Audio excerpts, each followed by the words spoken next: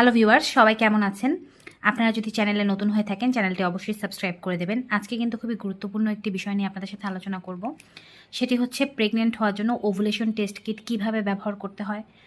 এখানে আমার ব্যক্তিগত করা কিছু ওভুলেশন টেস্ট কিট আছে, এগুলো আমি কিভাবে ব্যবহার করেছিলাম, ওভুলেশনের টাইমিং কিভাবে জেনেছিলাম, এবং এর পাশাপাশি ওভুলেশন টেস্ট কিট কোথায় কিনতে পাওয়া যায়, কেমন প্রাইসের মধ্যে পাবেন, কখন থেকে টেস্ট করা শুরু করবেন, কোন দিন থেকে টেস্ট করলে ভালো রেজাল্ট পাবেন, কখন টেস্ট করা বন্ধ করে দেবেন। এবং একটি আরও গুরুত্বপূর্ণ একটি প্রশ্নের উত্তর আছে, সেটি হচ্ছে ওভুলেশন টেস্ট কিট দিয়ে যদি আপনি প্রেগনেন্সি টেস্ট করেন সেক্ষেত্রে প্রেগনেন্সি টেস্ট পজিটিভ আসার কোনো সম্ভাবনা আছে কিনা।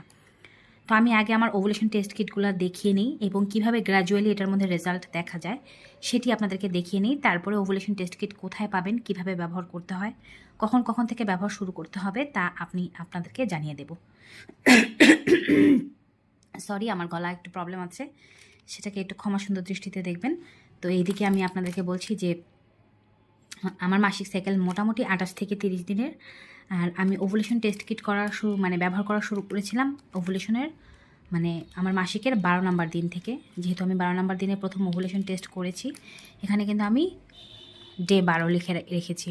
আর এটা আমি দিনের বেলা টেস্ট করেছি, যার কারণে এটা ডি লেখা আছে এখানে। তো এটা আমি আপনাদেরকে দেখাচ্ছি এখন যে এটাতে কী রেজাল্ট এসেছিল। দেখুন, এটাতে কিন্তু সি লাইনটা সবসময় গাঢ় থাকে আমরা জানি, কিন্তু টি লাইনটা বেশ হালকা ছিল, মানে ওভুলেশন হওয়ার সময় তখন পর্যন্ত হয়নি বা ওভুলেশন হবে হবে ভাব। এখানে কিন্তু টি লাইনটা অনেকটাই হালকা দেখা যাচ্ছে। এখানে একটু পুরাতন হয়ে যাওয়ার কারণে একটু ময়লা হয়ে গিয়েছে, কিন্তু এই যে লাইনটা দেখতে পাচ্ছেন এটা হচ্ছে টি লাইন। তো তারপরে 12 নম্বর দিনের পরে আমি আবার 13 নম্বর দিনে টেস্ট করি। এটা হচ্ছে 13 নম্বর দিনের টেস্ট।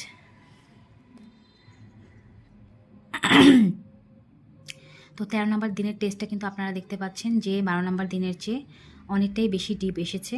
যদিও সি লাইনের সম পরিমাণ ডিপ আসেনি, কিন্তু অনেকটাই বেশি ডিপ এসেছে, মানে বডিতে LH হরমোন বাড়ছে বলেই কিন্তু বেশি ডিপ এসেছে। এখন LH হরমোনটা কি সেটা আপনাদেরকে জানতে হবে। LH হচ্ছে লুটিনাইজিং হরমোন। যখন আপনাদের বডি ওভুলেশনের জন্য প্রস্তুত হয় তখন এই LH হরমোন নিঃসৃত হওয়া শুরু হয়। মাথার পেছনে যে পিটুইটারি গ্ল্যান্ড আছে সেখানে একটি সিগন্যাল যায়, সেখান থেকে কিন্তু LH হরমোন নিঃসৃত হয়। LH হরমোন সারা মাসই আপনার বডিতে কম বেশি থাকবে, কিন্তু যখন ওভুলেশন হবে তখন এটি সবচেয়ে পিকে থাকবে বা সবচেয়ে বেশি অবস্থায় থাকবে। তবে মনে রাখবেন যে ওভুলেশনের সময় এটি বেড়ে গেলেও পরে কিন্তু সারা মাসে আপনি যখন টেস্ট করবেন হালকা একটা লাইন আপনি টি লাইনে সবসময় দেখতে পাবেন। এখানে টিতে হালকা একটা লাইন থাকা মানেই আপনার ওভুলেশন হয়েছে তা নয়। যখন সি আর টি সমান দাগ আসবে বা সি এর চেয়ে টি বেশি গাঢ় আসবে তখন এটি পিকে থাকবে, বুঝতে হবে তখন আপনার ওভুলেশনের সময় হয়েছে। তো 13 নম্বর দিনের বেলা এটি করার পরে আমার মনে হয়েছিল যে রাতের বেলা আমার আরও একটি টেস্ট করা উচিত। এই জন্য এই যে 13N মানে 13 নম্বর দিন রাতে আমি আবার একটি টেস্ট করি। দেখুন, এখানে কিন্তু কোনো সন্দেহ নেই যে আমার LH হরমোন এখন সবচেয়ে পিকে রয়েছে এবং কিছুক্ষণের মধ্যে আমার ওভুলেশন হবে। সেটি বুঝতে কিন্তু বেশি সমস্যা হওয়ার কথা নয়, কারণ সি আর টি প্রায় সমপরিমাণই। প্রায় বলতে গেলে যখন আমি টেস্ট করেছিলাম তখন সমপরিমাণই ছিল, এখন হয়তো একটু ফেড হয়ে গিয়েছে, বা আপনারা দেখতে পেতে পারেন যে টিটা আরও বেশি গাঢ় আসতে পারে সি এর চেয়ে। তার মানে আর মনে সন্দেহ রাখার দরকার নেই যে ওভুলেশন কিন্তু হবে।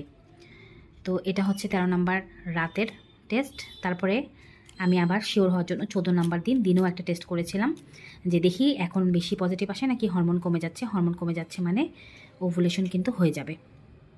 এটা হচ্ছে দেখুন 14 নম্বর দিনে যেটা টেস্ট করলাম, এখানেই কিন্তু যেখানে 13 নম্বর দিনেই হরমোন এত বেশি ছিল রাতের বেলা, সেখানে 14 নম্বর দিনেই হরমোন কিন্তু কমে গেল বডি থেকে। দেখছেন, এটা কিন্তু লাইট হয়ে গিয়েছে। তো এই হচ্ছে মোটামুটি টেস্টগুলো। আমি সবগুলো আপনাদেরকে কার্ডগুলো দেখিয়ে নিই একবার, তারপরে আমি আপনাদেরকে কিভাবে করবেন, ওভুলেশন হচ্ছে কিনা সেটা কিভাবে বুঝবেন সেটা সম্পর্কে একটু বিস্তারিত জানিয়ে দেব। তো এই হচ্ছে আমার টেস্ট কার্ডগুলো, ঠিক আছে। তো ওভুলেশন এই টেস্ট কার্ডগুলো এক একটা 80 টাকা করে পিস। তো বুঝতেই পাচ্ছেন এটা কিন্তু খুব এক্সপেন্সিভ একটা টেস্ট। এর চেয়ে কম দামেও পাওয়া যায়, চিকন স্ট্রিপও পাওয়া যায়, যেগুলো আপনারা ব্যবহার করলে আপনারা প্রায় 50-60 টাকায় এক একটা স্ট্রিপ পেয়ে যাবেন। তো যারা ওভুলেশন সম্পর্কে জানতে চাচ্ছেন তাদের মাসিক অবশ্যই রেগুলার হওয়াটা বেশি জরুরি। যাদের মাসিক মোটামুটিভাবে রেগুলার তারা মাসিকের 11 নম্বর দিন থেকে টেস্ট করা শুরু করে দেবেন। এবং যতদিন পর্যন্ত না এমন ডিপ পজিটিভ আসছে ততদিন পর্যন্ত টেস্ট করে যাবেন। এরকম ডিপ পজিটিভ আসার পরে আরেকটা টেস্ট করা ভালো। এরকম ডিপ পজিটিভ আসার পর যখন আরেকটা টেস্ট করে দেখছেন যে না এবার নেগেটিভ আসা শুরু করেছে, তার মানে আপনার ওভুলেশন হয়ে গেছে। তো এরকম ডিপ পজিটিভ আসা মানেই কিন্তু ওভুলেশন হওয়া নয়, মানে যেদিন আপনার এরকম ডিপ পজিটিভ আসবে তারও প্রায় 24 থেকে 36 ঘন্টা পরে ওভুলেশন হবে। তবে এমন ডিপ পজিটিভ দেখার পরে মিলন করতে হবে অন্তত পক্ষে 2-3 বার। মানে যেদিন এমন ডিপ পজিটিভ দেখবেন সেদিন করবেন, তারপরের দিন করবেন, তারপরের দিন করবেন, এভাবে 3 বার করলে 3-4 বার করলে আপনার গর্ভধারণের সম্ভাবনা অনেক বেশি বেড়ে যাবে। এমন পজিটিভ টেস্ট দেখারও 24 থেকে 36 ঘন্টা পরে ওভুলেশন হবে। মানে আমি যদি 13 নম্বর দিন রাতে এটি দেখে থাকি, তার মানে হয় 14 নম্বর দিন রাতে বা 15 নম্বর দিন সকালে আমার ওভুলেশন হয়েছে। এটা আমাকে মাথায় নিয়ে রাখতে হবে। তার এই সময় মিলন করলেই কিন্তু গর্ভধারণের সম্ভাবনা অনেক বেশি পরিমাণে বেড়ে যাবে।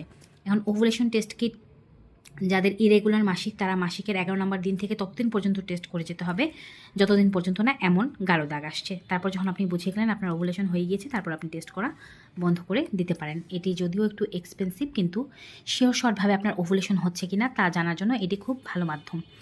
আর আমাদের যে বডিতে এলএইচ হরমোন সেটি কিন্তু রাতের বেলা বের হয়, রাত 2টার দিকে। আর এটি আমাদের বডিতে ইউরিনে আস্তে আস্তে সকাল 10টা বেজে যায়। তাই আপনি সকালবেলার প্রথম যে মর্নিং ইউরিন আছে সেটি দিয়ে ওভুলেশন টেস্ট করার দরকার নেই। আমরা প্রেগনেন্সি টেস্ট সাধারণত সকালের প্রথম মর্নিং ইউরিন দিয়ে করি, কিন্তু ওভুলেশনের বেলা সেটা কাজ করবে না। ওভুলেশনের বেলা 10টার পরে যে ইউরিন আসবে সেই ইউরিন থেকে শুরু করে রাত 8টার মধ্যে যে ইউরিন আসবে সেই ইউরিনের মধ্যে আপনি এলএইচ হরমোন সার্চ করতে পারবেন। সেক্ষেত্রে অবশ্যই টেস্টটা করতে হবে সকাল 10টার পরে এবং রাত 8টার মধ্যে। রাত 8টার পরে আর টেস্ট না করাই উচিত। আর পাশাপাশি ওভুলেশন টেস্ট করার সময় যদি 2-3 ঘন্টা আপনি ইউরিন একটু চেপে রাখতে পারেন ভালো হয়। খুব বেশি জলপান করবেন না, যখন টেস্ট করবেন একটু জলপানের পরিমাণটা কমিয়ে দেবেন। আর ওভুলেশন টেস্ট কিট সবচেয়ে ভালো বলা হয়ে থাকে যে যদি দুপুর 2টার সময় করা হয়ে থাকে।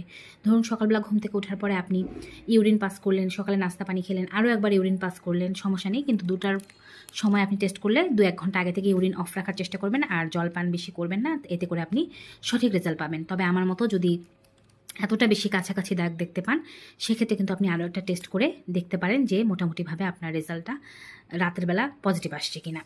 এটিও আমার মোটামুটিভাবে 8টা-9টার মধ্যে করাই টেস্ট, যেখানে আমি কিন্তু পজিটিভ পাই।